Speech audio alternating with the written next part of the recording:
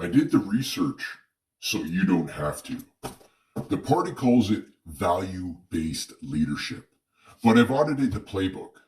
Notice the British spelling, recognize. This isn't a Canadian plan. It's a European blueprint designed to turn our sovereignty into a global warehouse for the EU. The manual admits the truth. Evidence matters hugely, but it is seldom enough.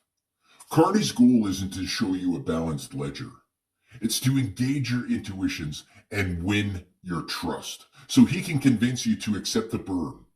While you were mesmerized by his empathy, the math is liquidating your future. They use the software of virtues to hide the hardware of a $1.13 billion weekly interest burn. The manual calls for fusion. Carney wants to fuse Canada's resources into the New World Order, rebuilt out of Europe. He calls it strategic investment, but the price of that trust is a 5% GST that is now 100% consumed by debt interest before it ever hits a hospital or a school. They break your legs with industrial taxes and expect a thank you for the crutch. Carney says inclusion is a choice. I look at the ledger and I ask, if inclusion is a choice, why were you never given the choice to opt out of the $1.2 trillion of national debt?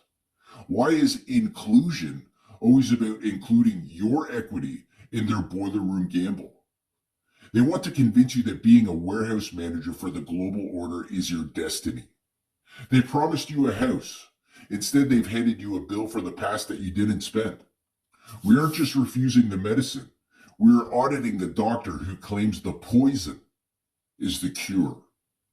Which Canada are you actually going to sign for? Don't take the bait. Audit the manual. Notice the nuance and recognize the risk.